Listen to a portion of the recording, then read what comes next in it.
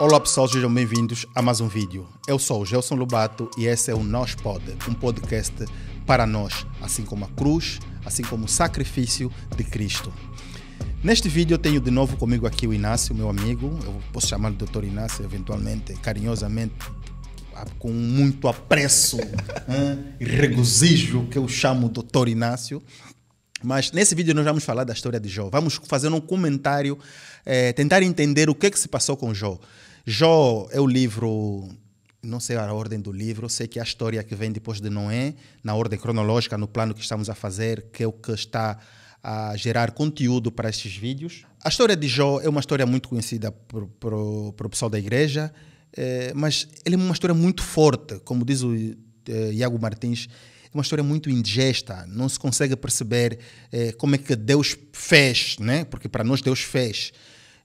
Há um homem que próprio Deus o via como quase perfeito, né? Ele parecia, Deus descreve Jó de uma forma muito, muito bonita. E depois vem Satanás e lá há uma conversa entre Deus e Satanás e Jó é atacado por Satanás. E eu me pergunto, aonde é que Jó falhou? Como é que Jó falhou, Inácio? Na tua opinião, qual foi a grande falha de Jó?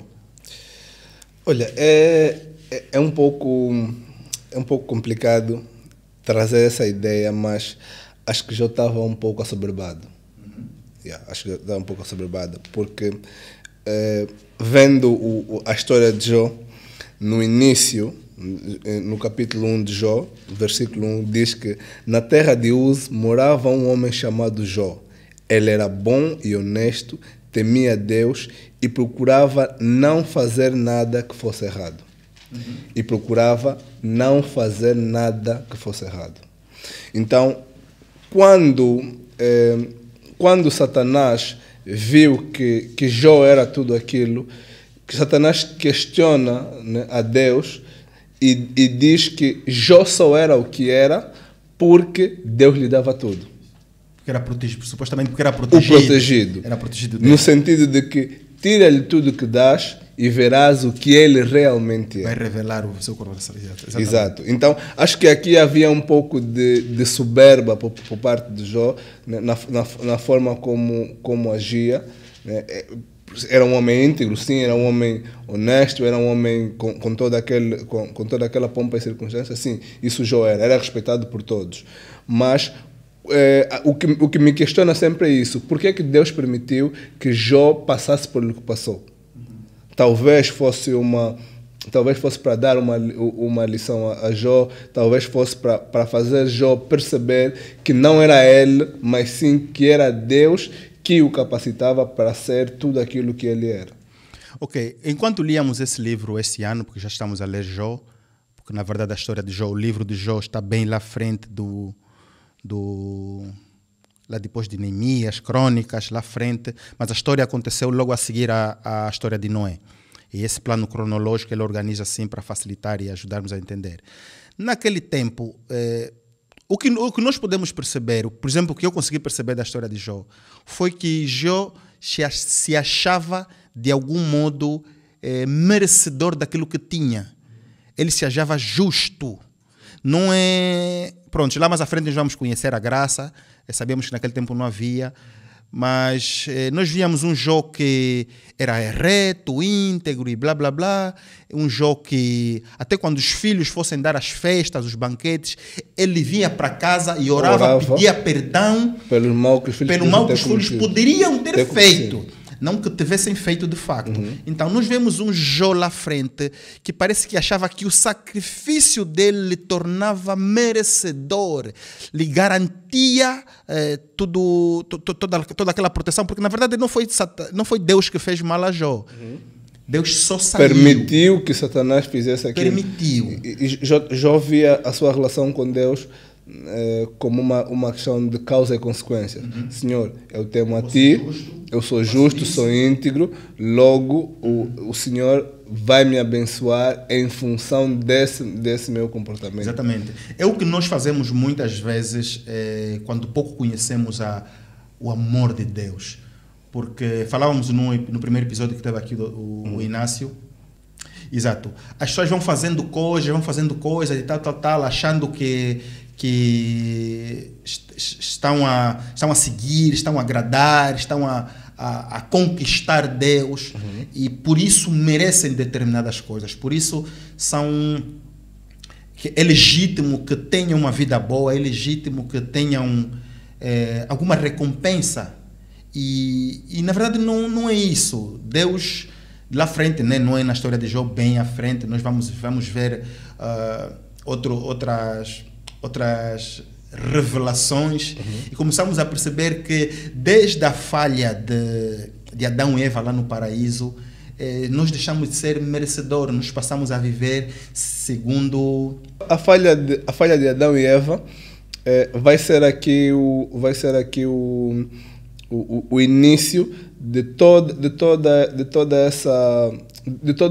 esse martírio, né? Que o povo vive. Tanto que é que quando a Bíblia faz referência de que todos pecaram e todos estão destituídos da graça, não está a falar daquele momento em si, mas está a falar da própria linhagem, da própria humanidade. Então, nossos primeiros pais pecaram, então todos nós apanhamos por essa questão. Por herança. Exato, essa herança. Então não foi diferente com Jó, não foi diferente com outras personagens da Bíblia que descendem dessa linhagem.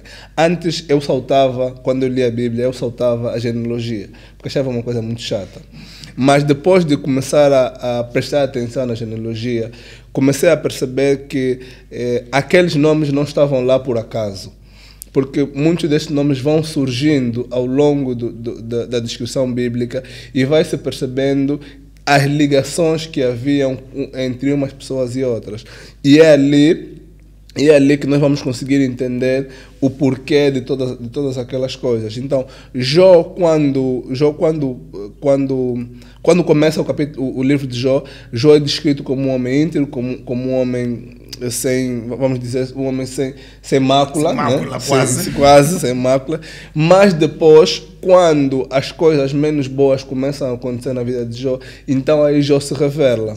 Jó se revela de tal maneira que até o comentário dos amigos de Jó, repele aqueles comentários. Jó não aceita de forma nenhuma viver o que está a viver, porque eu sou um homem bom, sou um homem íntegro. E esse, Gelob, é hoje um dos problemas também que nós vivemos propriamente na nossa sociedade. O que é? Nós estamos a transformar a religião, estamos a transformar a palavra de Deus numa questão comercial. Se você faz o bem, se você faz isso e aquilo, então você recebe o galardão por isso. Mas na verdade não é essa a questão. Vamos ter a oportunidade aqui de discutir exatamente mais à frente o que é, mas na verdade não é essa a questão. Então é importante que nós olhemos para isso com essa visão de que não o facto de estarmos na palavra de Deus, de que andamos nos caminhos de Deus, que não nos irá acontecer alguma coisa menos boa. Exatamente. Agora sim, agora começamos a discutir, a falar assim abertamente aqui com as câmaras ligadas sobre Jó, eu começo a perceber que a história de Jó é muito comum. Sim. A história de Jó é muito comum. E voltamos num ponto que falávamos aqui no episódio com o Carlos Silva, que tudo que existe, tudo que nós vivemos está na Bíblia. A história de Jó é exatamente porque nós não conhecíamos o coração de Jó até a desgraça bater a porta dele. Exatamente. Nós vimos um Jó que o próprio Deus pintou muito colorido, muito bonito, até vermos a desgraça. Sim. E é assim hoje. Olha, uma coisa que a mim chama a atenção na história de Jó é o seguinte: tal como Jó, existia Enoque. Mas o único relato que conhecemos de Enoque é que Enoque era um indivíduo íntegro, um indivíduo bom, e que Deus o tomou para ele. Só isso que sabemos de Enoque. Mas a história de Jó começa descrevendo um homem íntegro, que depois vai aparecer uma outra parte da vida desse homem que era íntegro, que vai fazer com que esse homem questione a Deus. Jó questionou a Deus pelas coisas que lhe estavam a acontecer. Jó, na nossa linguagem de hoje, Jó discutiu com Deus. Não, Jó falou mal mesmo Falou de mal, Deus. sim, falou mal de Deus. Tipo, apontou o dedo a Deus. Como Deus, assim? Jó até pronunciou aí, pronunciou, quer dizer, ele quis que houvesse uma estrutura superior para julgar ele a Deus. Ele até estava disposto a entrar no tribunal com Deus para discutir se ele merecia aquele sofrimento que estava passando. Quer dizer, Jó praticamente apresentou um recurso sobre a sentença que de tinha. Deus. Sim, não, eu não aceito essa sentença. Vou para um tribunal de instância maior. Instância maior, exatamente. Mas esse tribunal não existe. Porque ali onde você Deus está é soberano, é a instância maior. Yeah. Então, porque Satanás diz a Deus, Jó sou eu que é, porque Deus ainda diz, viste o meu servo Jó, não há nenhum como ele. E Satanás diz que ele é só o que é, porque o Senhor lhe dá o que lhe dá. Tira-lhe tudo que lhe deste e verás realmente quem ele é. Exatamente. Vamos resumir a história de Jó. Jó era um ser lá naquele tempo, no tempo de Noé, ou logo a seguir ao tempo de Noé, segundo a ordem cronológica dos acontecimentos bíblicos, que era muito íntegro e Deus se orgulhava dele. Parece que não havia ninguém como ele, tão bom. E Satanás vem e diz, não, Deus, esse gajo aqui, ele só está assim porque você lhe protege. Então Deus permite que Satanás haja na vida deles. E Satanás sabe agir de um jeito. Mata os filhos, roubam todos os seus bens, e ele vai para a desgraça. Depois o põe doente.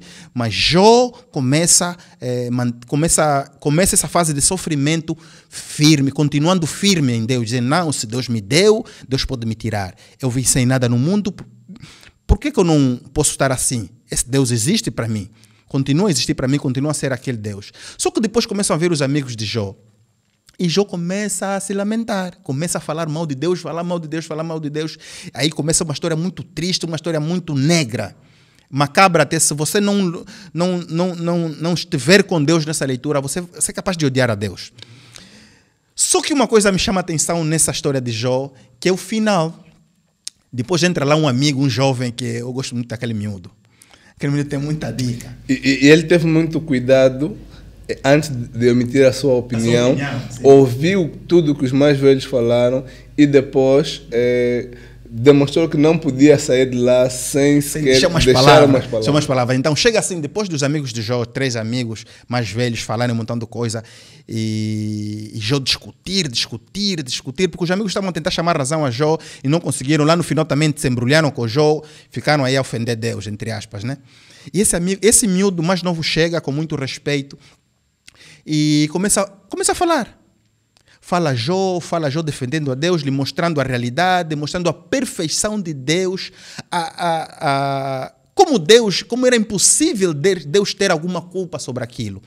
E depois no final o que nós vemos é um Deus que, quando Jó realmente ouve aquele rapaz, ouve aquele miúdo, aquele mais novo, Jó se arrepende e Deus o restitui. Só não o restitui como lhe dobra tudo aquilo que ele tinha.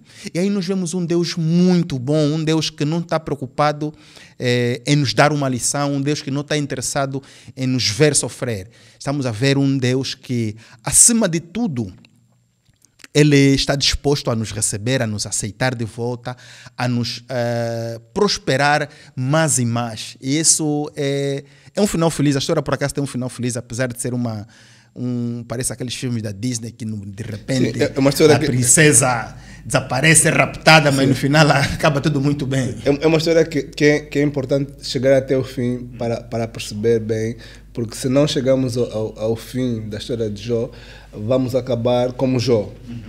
Vamos acabar como Jó até o momento em que lemos. Por quê? Porque Jó começa como um homem íntegro, vem as tribulações na sua vida. Jó, ainda nas primeiras tribulações, está um homem forte, até o momento em que a opinião dos seus amigos começa a o acusar. Jó já começa a refazer o seu pensamento, muito na linha daquilo que falamos no vídeo anterior, né? Nos permitirmos a ouvir certas coisas. Então, Jó sai do seu momento de meditação, porque Jó inicialmente aceita que se Deus deu, Deus pode tirar. Mas quando começa a ouvir outras opiniões, aí Jó já começa também a ter um posicionamento em que começa a questionar Deus. Então, essa última intervenção do mais novo no seio dos mais velhos vai ajudar Jó a ter um raciocínio muito mais lógico. Mas o que é que chama a atenção nas palavras do mais novo? É que ele não diz a Jó que Jó está errado, nem diz a Jó que Jó está certo. Ele demonstra apenas as maravilhas que Deus faz. Ele demonstra apenas quem Deus é. E quando Jó ouve quem Deus é, Jó começa a identificar o Deus que ele serve ao Deus que ele temia. Né? Jó começa a identificar as características. Então, quando você conhece a Deus, ainda que estejas distante de Deus, quando te permites, nem que for por um feixe de luz, ouvir ou ver as maravilhas que o Deus que você teme faz, aí você começa realmente a identificar o reino de onde você veio e volta para a tua procedência. Então, Jó se permitiu ouvir as maravilhas de Deus, voltou para a sua procedência e Deus multiplicou na vida de Jó tudo aquilo que ele tinha. Tanto os bens como a família. Então, nós vemos um Deus que, primeiro, é um Deus que não se alegra com a nossa tristeza, não se alegra com o nosso sofrimento. Pelo contrário, Deus quer nos ver bem. Mas é um Deus que nos dá tudo de graça, que nós não merecemos nada. Isso não é que agora vamos deixar de fazer as coisas, porque não. Isso é para a nossa vida aqui, isso até nos garante alguma coisa, mas não nos dá o direito de sermos livres do mal, de estarmos com Deus, porque Deus nos dá as coisas de graça. Então, se é de graça, não tem valor. Então, toda ação que vimos a fazer não nos faz merecedores. Mas nós já temos de graça, é somente pela graça. Então, na minha conclusão, que o problema do Jó foi se achar merecedor. É simples. Sim. Pareceu que no princípio era tudo bonitinho, mas ele achava que as ações dele lhe faziam merecedor daquilo que ele tinha, e não é verdade. Então, esse é mais um vídeo aqui do nosso canal que traz a palavra de Deus para nós, que nos mostra que nós não somos o centro do Evangelho. O centro do Evangelho é Cristo. E isso você aprende aqui. Tudo que nós vamos falar é com base daquilo que nós aprendemos nessa nossa odisseia que temos feito de leitura da Bíblia constantemente, dia e noite, porque é isso que a palavra nos ensina. Devemos nos deleitar dia e noite na palavra de Deus. Só assim teremos liberdade efetiva, liberdade saudável, em nome de Jesus. Muito obrigado por assistir esse vídeo. Não se esqueça, subscreva, dá um like, segue-se no Instagram, no YouTube e God bless you. Peace and love.